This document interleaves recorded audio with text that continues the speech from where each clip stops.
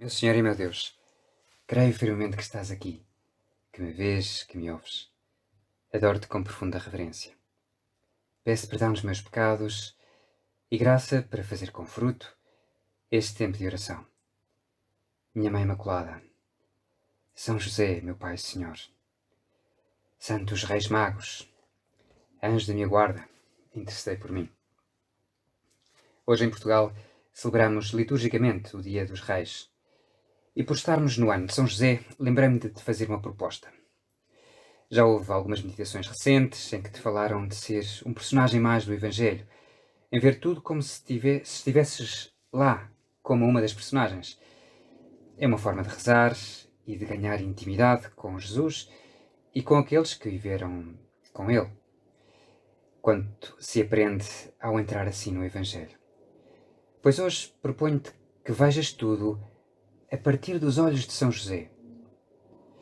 Não te incomodes se não concordares com aquilo que eu diga ou imagine. Se isso acontecer, faz um pause e imagina tu por tua conta. Pergunta a Jesus, fala com ele e com José e com Maria, ou com Baltasar e Melchior e Gaspar, ou com os pajens que os acompanharam, ou até com os habitantes de Belém e de Jerusalém que presenciaram tudo aquilo. Sim, nesta grande solenidade litúrgica, faz a tua oração pessoal e descobre um pouco do que lá aconteceu. Mas não apenas isso. Também aquilo que Deus te quer dizer hoje a ti, através desses acontecimentos longínquos no tempo, mas que através da liturgia se tornam presentes, vivos, reais, entre nós. José olhou de novo aquela estrela. Como brilhava! Sempre gostara de rezar à noite, à luz das estrelas. Parecia que o céu, o silêncio e o parpadear dos luzeiros o inspiravam. Por isso, mal ela tinha surgido no firmamento, logo ele reparou na estrela. Isso tinha sido há muitas semanas. Os homens falaram disso em Nazaré, mas ninguém tinha resposta para semelhante fenómeno. Um dia, ao chegar a casa, José atrevera-se a dizer um disparate. Disse a Maria que achava que aquela estrela tinha algo a ver com o menino que ela esperava. A resposta de Maria foi surpreendente. Em vez de lançar uma gargalhada, ficou vermelha, escondeu o olhar, sorrindo e levando as mãos ao ventre, afagando a criança. Então, tu já tinhas pensado nisso? Perguntara-lhe espantado José. E Maria sorrira com ternura para ele. E com aquilo José percebeu tudo. Sim, claro. Maria foi de certeza a primeira a reparar na estrela e percebeu logo. Que tonto que eu fui. Devia ter falado logo com ela. A partir daí, aquela estrela parecia ser a confirmação da proteção do Altíssimo. Como agradeceu durante a viagem até Belém. Que diferente teria sido tudo sem ela. José baixou então o olhar e pousou-o em Melchior. Fora dar um recado aos seus homens e estava de volta. Ao longe ouviu-se o som dos animais da caravana. Melchior vira que José fixava a estrela e agora sentia o olhar daquele homem jovem, forte e inteligente, com quem simpatizara imediatamente, dirigido a si. Perguntas-te o que será que nos pôs em marcha ao ver uma estrela a brilhar no firmamento? José sorriu, dando a entender que era isso que o intrigava. Melchior explicou então como lhes fora dado a conhecer as profecias messiânicas dos judeus e as palavras de Balaão, que relacionavam o nascimento de um rei com o surgimento de uma estrela no céu. José recordou as palavras recolhidas no livro dos Números. Como esquecê-las?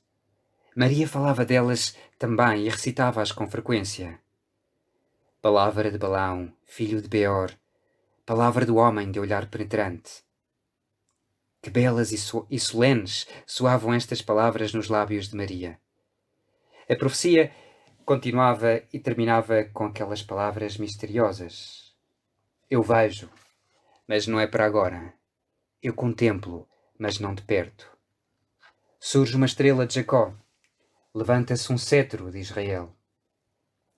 José recordava-se de ouvir Maria recitar estas palavras ao redor da fogueira do acampamento, numa das noites a caminho de Belém.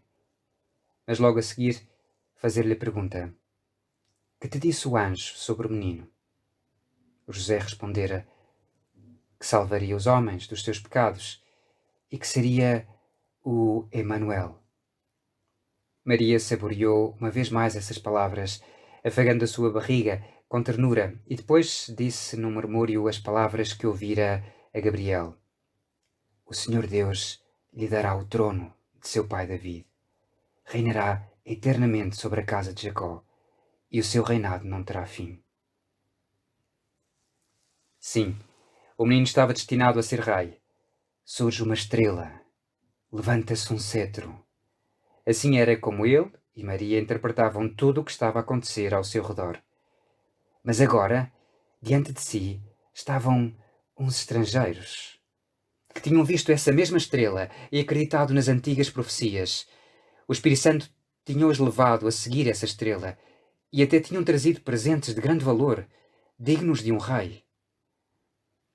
José olhou Melchior com admiração. Este sentiu-se atrapalhado. Não pense essas coisas de nós. Somos uns pobres homens. Abençoados por Deus, é certo, mas uns pobres homens. Se tu soubesses as nossas hesitações e as nossas dúvidas. Melchior bateu os pés para se aquecer, e José imediatamente fez sinal para que voltassem para casa. Estava a ficar fria à noite. Se tivéssemos sido dóceis, continuou ele a dizer.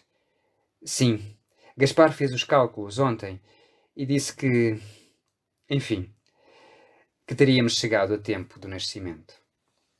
O tom era de ligeira tristeza. Teria sido uma honra preparar-vos um acampamento decente.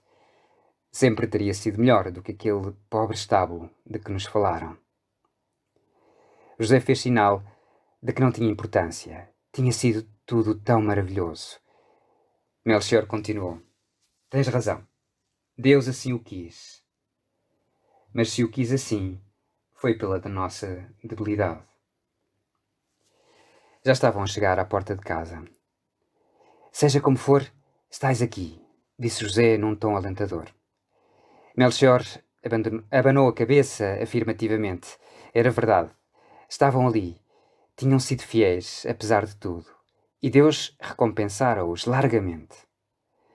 Deitou uma olhadela para aquela pobre casa, talvez a mais pobre de Belém.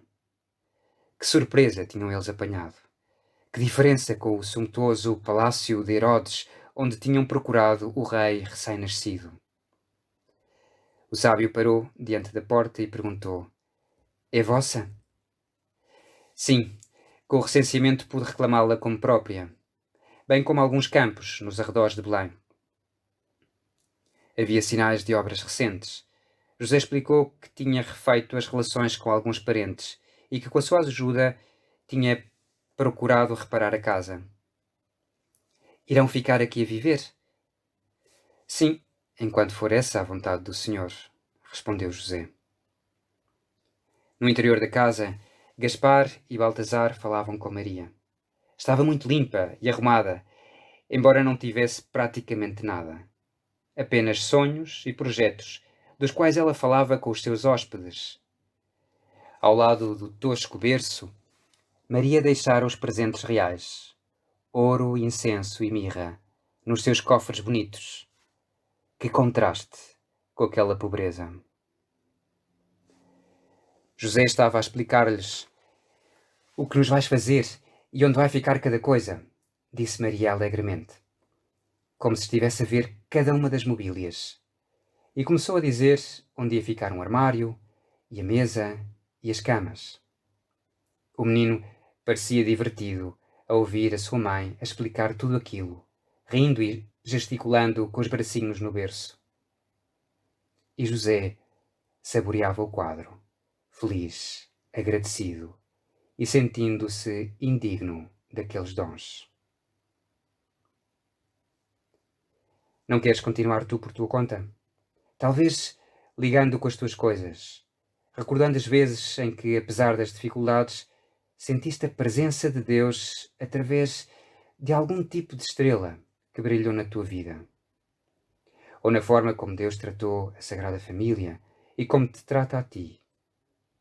Que pensará José quando tiver de deixar Belém, depois de todo aquele esforço, tantos sonhos, tantos projetos, e porém não o conseguimos imaginar revoltado ou triste? Sim, continua tu, e transporta tudo isto que viveu José com Maria e Jesus para a tua vida, e pede-lhes ajuda, e, se for o caso, deixa-te consolar. Dou-te graças, meu Deus, pelos bons propósitos, afetos e inspirações que me comunicaste nesta meditação. Peço-te ajuda para os pôr em prática. Minha Mãe Imaculada, São José, meu Pai e Senhor, anjo de minha guarda, intercedei por mim.